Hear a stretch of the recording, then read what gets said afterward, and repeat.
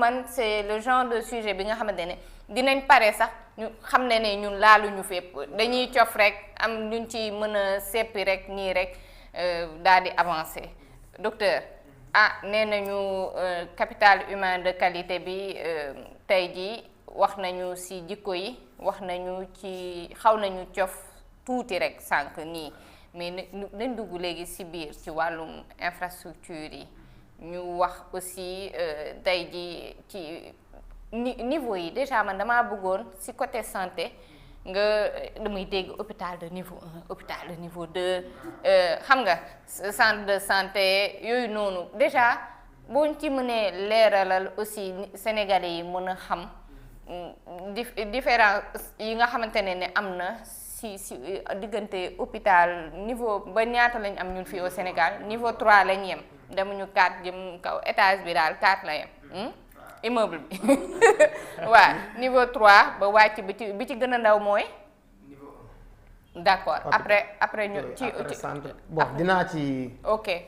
dellu si parce que sànq ci sama kàddu maa ngi lay wax ne la Sénégal depuis 98 dañu privatiser hôpital te d'ailleurs loi boobu noonu moo ko waral loi boobu moo tëgg li ngay wax nii léegi ci wàllu li ñuy wax pyramide sanitaire c'est-à-dire que Abdou Diouf moo jëloon benn ndogal tuddee ko la réforme hospitalière mooy la loi 98/08 du 2 mars 1998 boobu dafa jël ñaari loi benn bi moom la tuddee réforme hospitalière beneen bi mu tuddee ko c'est la loi 98/12 mu tuddee ko organisation et fonctionnement des hôpitaux ci biir loi boobu dafa am noo xamante ne ni moom la pyramide sanitaire bu Sénégal tëddee mu nekk 3 niveaux mooy le niveau central le niveau périphérique ak le niveau intermédiaire maintenant nag dafa am ci biir organisation bi dafa am organisation administrative am organisation prise en charge organisation administrative bi mooy lan mooy le ministère de la santé nga xam ne mooy coiffé lépp rôle mooy lan mooy définir les politiques publiques en matière de santé moom mooy tëral programme yi moom mooy tëral stratégie yi moom mooy wax tëralinu santé ci wàllu politique fan la toll ak fan lañ ko bëgg a yóbbu boo xoolee ministre bu ñëw day def lu ñuy wax la lettre de politique sectorielle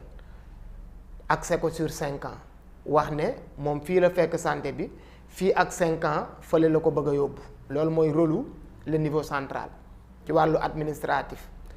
beneen bi mooy le niveau intermédiaire mooy li ñuy wax les régions médicales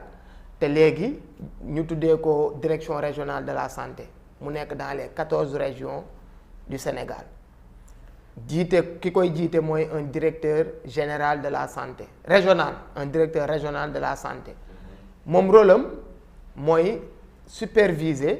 li nga xamante ne nii tëral nañ ko ci ministère de la santé mu fexe maanaam coordonner ko superviser ko ba ñu mën koo doxal mooy les directions régionales de la santé nga wàcc ci suuf mooy le niveau le plus bas mooy le niveau district sanitaire district moom rôle am mooy lépp lu ñu toggee ci kaw moom mu ñëw opérationnaliser ko tey boo xoolee district day am au moins centre de santé ak ay poste de santé poste bu ci nekk polariser lu ñuy wax case de santé tey rôle district mooy rendre opérationnel li nga xamante ne nii moom la ñuy tëggee ci kaw ci ay programme moo tax tey boo demee ci poste de santé nga fekk fa programme élargi de vaccination fekk fa planification familiale fekk fa consultation prénatale consultation postnatale et cetera loolu mooy les programmes yi nga xam ne ministère bi moo ko tëgg léegi nag da ngay ñëw ci wàllu prise en charge boo xoolee ci wàllu prise en charge toujours niveau central mooy les hôpitaux de niveau 3 am na lu ñuy wax les établissements publics de santé am les établissements publics de santé non hospitaliers léegi nag ñi nga xam ne ñooy établissement public de santé yi dañ ko ériger en niveau maanaam niveau national mooy ñi nga xam ne à l'image de l'hôpital Fann hôpital principal, institut d'hygiène sociale, HMO bu kii CTO ci la bokk bu Grand Yoff, Matlaboul Fawzeyni bu Touba ak Seexul Xaddim bu Touba bu bees, Dalal Jàmm, Le Dantec, yooyu ñooy hôpitaux yi nga xam ne c'est des hôpitaux de niveau 3. ñoom seen vocation en dehors de la clinique mooy la formation et la recherche, c'est-à-dire que ñoom ñooy encadrer les étudiants en médecine ak ñi nga xam ne dañuy def seen spécialisation. En plus de cela aussi ils font de la clinique, maanaam dañuy diagnostiquer, dañuy traiter. léegi nag foofu boo fa demee hôpitaux yu mel noonu tous les services, toutes les spécialités dañu war a nekk foofu. maintenant nag nga ñëw au niveau régional nga xam ne spécialistes yi fay nekk dañ koy tànn, mooy spécialistes yi nga xam ne spécialités yi nga xam ne moom la askan bi di gën a soxla. léegi nag ñu ne boobu day nekk au niveau des capitales régionales, maanaam fa la hôpitaux li ñuy wax hôpitaux régionaux yi wala établissement public de santé de niveau 2 nga xam ne du am toutes les spécialités, mais dañuy tànn ay spécialités yi nga xam ne moom la askan bi di gën a soxla, lu ci mel ni cardiologie, lu ci mel ni gynécologie, lu ci mel ni ophtalmologie, lu ci mel ni odonto, chirurgie, nga xam ne c'est des spécialités phares yi nga xam ne kii bi dañ koy soxla, ñu mettre ko en place pour des kii de proximité. maintenant nag dañ koy accompagner par des consultations externes nga xam ne tey médecin bi bu diagnostiqué spécialité bi amu fa mu ne ko jàllal ci hôpitalu niveau 3 pour une meilleure prise en charge. nga wàcc nag ci les départements, maanaam dans chaque commune chef-lieu de département dafa war a am lu ñuy wax hôpital de niveau 1. bu baax normalement yaa ngi utiliser les termes. léegi nag hôpital de niveau 1 boobu service général lay am, maanaam yenn spécialité yu néew ñoo fa war a nekk, mooy par exemple hôpital Roi Baudouin bu Guédiawaye, mooy hôpital Youssou Mbergane bu Tëngéej, hôpital bu Mbour, hôpitalu Tivaouane bi nga xam ne ci ay chef lieu de département la ñu nekk. ñooñu dina am benn minimum de service bu mel ni gynéco nga xam ne jigéen ñi dañ koy soxla, lu mel ni chirurgie nga xam ne aussi spécialité loo xam ne laajul moyen yu bari te askan bi da koy soxla, ophtalmo yu demee noonu. mais n'empêche loi bi dafa ne dans chaque chef lieu d'arrondissement dafa war a am un centre de santé. te tey nag boo xoolee Sénégal effort yi mu war a def yépp ci foofu la ko war a accentuer, mooy les centres de santé et les hôpitaux de niveau 1. parce que loi bi dafa wax ne dans chaque commune chef-lieu de département dafa war a am un hôpital de niveau 1. actuellement nous sommes à 9 hôpitaux de niveau 1 sur 46 possibles. donc gis nga bu baax gap bi nga xam ne am nañ ko ci wàllu ci wàllu hôpitaux de niveau 1. mu ne dans chaque commune chef-lieu d'arrondissement dafa war a am un centre de santé. tey Sénégal compte presque 550 communes su ma juumul, nous sommes à 129 centres de santé. waaw pour wane que pour wane effort yi nga xamante ne nii war nañ koo def ci wàllu santé. parce que tey OMS dafa def de telle sorte que dëkk bu nekk dafay am lu ñuy wax la carte sanitaire. carte sanitaire tey mooy wax dëkk bi ne ko telle localité il leur faut un poste de santé, telle localité il leur faut un centre de santé, telle localité il leur faut des spécialistes. léegi nag boo xoolee OMS moom dafa tëral ay normes daal ne il faut par exemple un poste de santé pour 10 000 habitants. Le Sénégal est à 1429 postes de santé sur 19 millions d'habitants. soo xoolee ratio bi dañuy am benn poste de santé pour 11 000 habitants. ci wàllu poste de santé moom on n'est pas loin des normes OMS, mais ci wàllu centre de santé OMS dafa ne pour chaque 50 000 habitants il faut un centre de santé, et nous sommes à un centre de santé pour 350 000 habitants. 7 fois plus. mu ne ci wàllu hôpitaux il faut un hôpital pour 150 000 habitants. Nous sommes à un hôpital pour 517 000 habitants, presque 5 fois les normes OMS parce que Sénégal au total 40 hôpitaux ñoo fi nekk tout niveau confondu il y a 12 hôpitaux de niveau 3 les 10 sont concentrés à Dakar les 2 sont à Touba pour les hôpitaux nationaux il y a que 12 tey nag boo xoolee ci wàllu infrastructure sanitaire loolu moo tax faj mi jafe en quelque sorte te ba pare y a pas cette communication derrière là pour le respect de la pyramide sanitaire parce que xam nga tey nit ki fi muy dem di faju ay moyens rek moo koy justifier da ngay gis koo xam ne boppam day metti au lieu mu njëkkee ci poste de santé bi day dem hôpital léegi nag place urgence bi hôpital bi waroon jël moom mi nga xam ne poste de santé mënoon naa régler problème am moom mooy dem occuper place boobu moo tax tey nous sommes éternellement en manque de place tey da ngay yor sa malade tu fais le tour des hôpitaux te doo ko mën a am tey da ngay gis jigéen boo xam ne day def accouchement par voie basse sax mu mën koo def ci poste de santé bi am sage-femme ci koñ bi mais day préférer dem hôpital mais hôpital boo wasinee loi bi moo ne nañ la garder au minimum pendant 24 heures tey bu fekkee imaginez 10 jigéen yu waroon mën a wasinee ci poste de santé pour laisser la place à 10 urgences tey ñoom ñu dem occuper ces lits là mais urgence bu ñëwee lan lay def. loolu mooy sa réalité. loolu mooy réalité bi loolu mooy la réalité du terrain en quelque sorte moo tax tey nit ñi jàpp nañ ne ñoom boo feebaree rek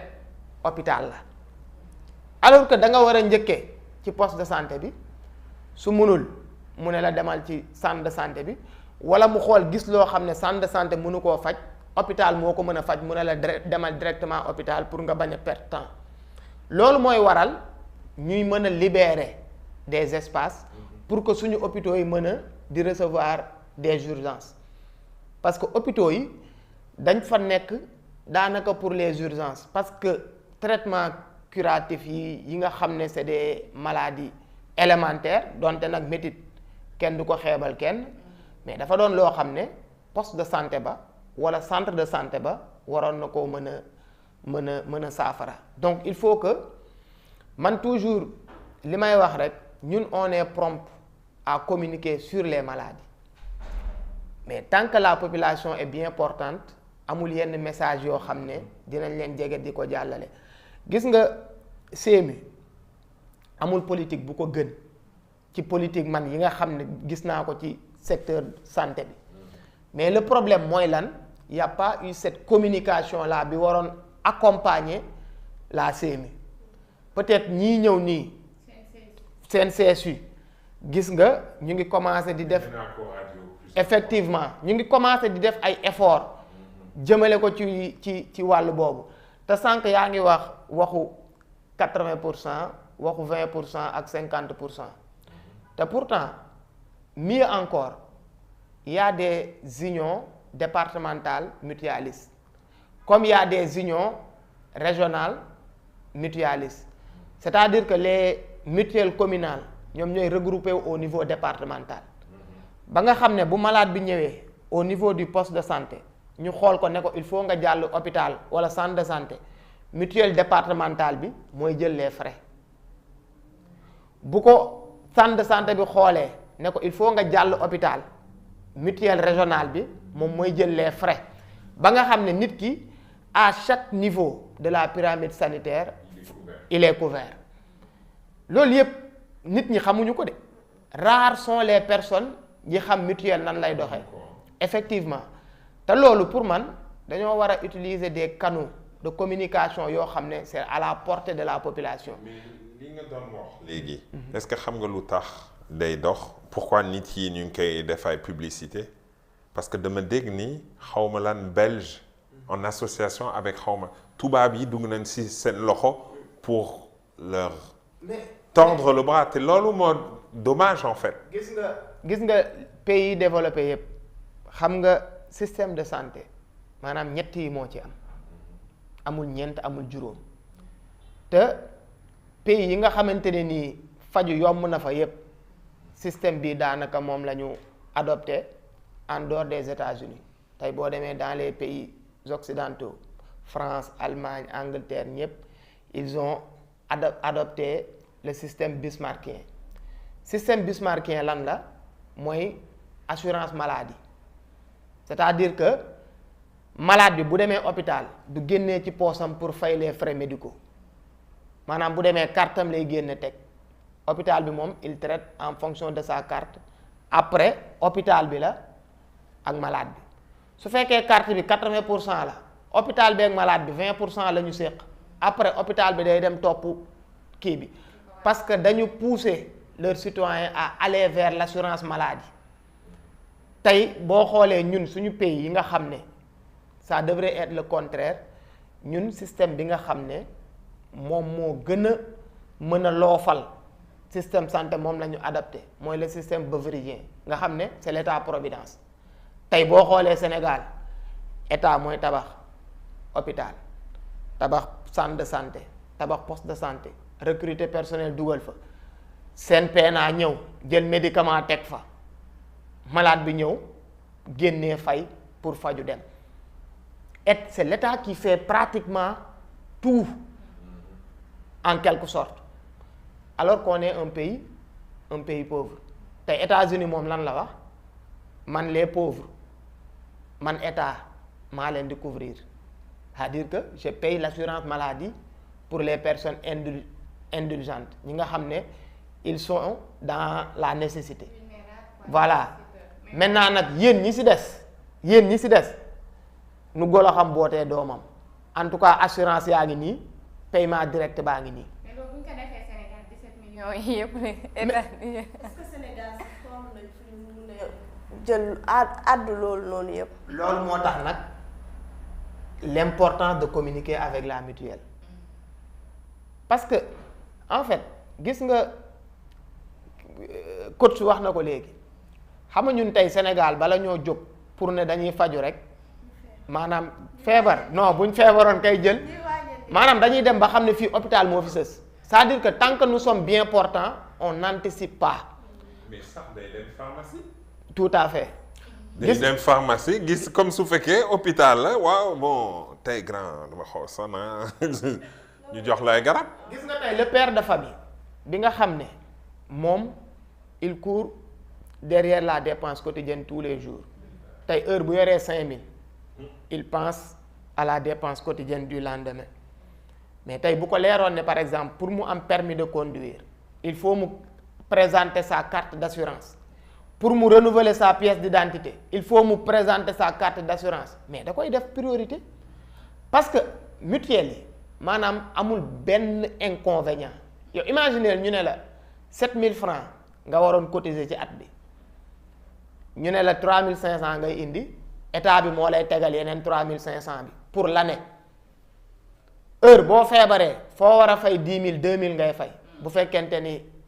ci structure publique la bu fekkee officine la maanaam pharmacie yi nekk ci biti nga xam ne c'est des privés 10 000 francs bu nekk nga fay 5000 mutuelle bi fayal la 5000 li nit ñi comprendre mooy lan man tey bu ma joxee 3500 feebaruma sama doom bu feebaroon man maa war a génne sama poche pour faj ko donc 3500 boobu def naa ko par procuration maanaam jël naa ko jox ko mutuelle bi ne ko dénk naa la sama doom ji su feebaree fajal ma ko. surtout que yow en tant que père de famille mën ngaa boot ñëpp. tout à fait parce que jusqu'à tey 8 bu personnes fekkente par ne da nga am ñetti doom ñeenti doom. jusqu'à 8 personnes. nekk ku ci nekk am carte mais ñëpp dañ leen affilier si yow. benn adhésion ngay def. maanaam carte d'adhésion mooy 1000 francs. mooy 1000 francs. maintenant toutes les personnes yi nga bëgg ñu bénéficier wu ci. dañ leen di cotiser 3500. dañ ko wàññi kon. voilà kon dañ ko wàññi parce que c'était 7000 francs l'année nga fay 3500 état bi fay 3500 en tout cas à mes dernières nouvelles c'était 3500 bon peut-être que tamit mën nañ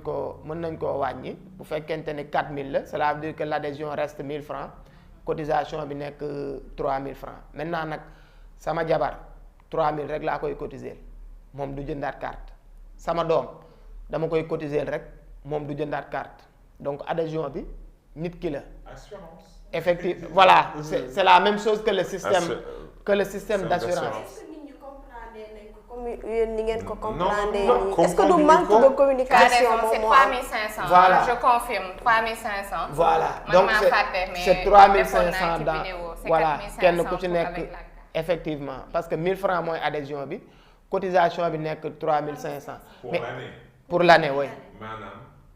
moins de 300 francs par mois. Ouais, effectivement C'est ça et mieux encore mën nga ko def Effectivement. en ligne da boo duggee ci internet jarul ngay déplacé wu mën nga def sa demande fay en ligne def yépp nga xam ne sa carte bu paree rek ñu woo la ne la kaay jël ci sa carte. xam nga Madiba maanaam les mutuelles là s'adressent aux personnes vulnérables parce que les salariés n'ont aucun problème pour se soigner. Ils sont couverts. Bien au contraire. Non mais non du point de vue financier maintenant nag l'accès c'est autre chose parce que man je sais pour gis spécialiste ça peut poser problème mais au moins man fonctionnaire quand je suis malade quand ma femme est malade quand mes enfants sont malades damay dem ministère de la santé il me donne une imputation budgétaire ma dem yóbbu leen ñu faju tey le salarié lambda c'est l'employé qui paye son système d'assurance kooku bu feebaree wala njabootam feebar mën naa jóg dem jëli assurance am mu dem faju si bon par rapport ak l'accès c'est autre chose mais au moins am nañ ku leen garantie ci wàllu traitement maintenant nag bu fekkee da ngay communiquer ak le secteur informel il faut prendre en considération tous les canaux de communication et surtout les canaux de communication les plus accessibles par rapport ak cible bi nga bëgg a jot yow xam nga tey jii man maa ngi jógee Bawol mooy sama cosaan ñooñu noonu tey du ñëpp ñoo mën a toog ci Facebook pour mën a suivre benn influenceur wala benn nangam wala ñu lire benn texte da ngay diversifier les canaux jox RTS mu wane jox 2S mu làkk wolof bu set wecc traduire ko en langue nationale mandeng joola toutes les langues pour que nit ñi mën a xam exact te ba pare doo wax rek nit ki ne leen kaay leen bindu mais da nga koy wax bu bindoo avantage lan la war a mën a doon ci moom pour que nit ki mën a comprendre gis nga changement de comportement bien vrai que ni jafe na mais li koy gën a jafeel mooy le manque de communication le manque d'information et de formation. Est-ce que xam nga ñaata temps la ñuy wax chef de projet communication ñaata temps si projet bi. non 90%. voilà donc gis nga coach vient de confirmer li may wax ci wàllu gis nga ñun on a tendance à informer et non à communiquer. Et à former, on n'a pas tendance ni à communiquer ni à former.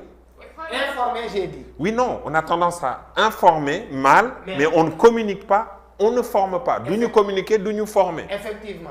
te suñu formation dafa des lu bëre. Tout à fait. Bah, ci lépp. te man toujours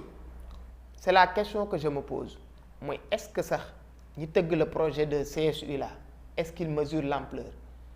parce que jàpp naa ne bu ñu xamoon exactement njëriñ bi mu mën a jural sénégalais dinañ mettre les moyens pour communiquer pour que population bi mën a ñëw adhérer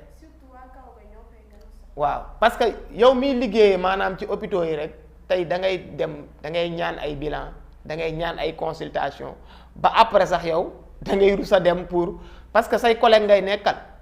ça se comprend parce que da ngay nekk ak nit ngeen dëkk ci benn koñ mu leer na ne la personne n'a pas les moyens de se soigner mu xam ne ci hôpital bii nga ne bu ñëwee solliciter la mënuloo lu dul dem ci say collègue mais mutuelle bi mënoon na régler loolu la mutuelle pouvait bel et bien gérer ça mais tey information rek doyul il faut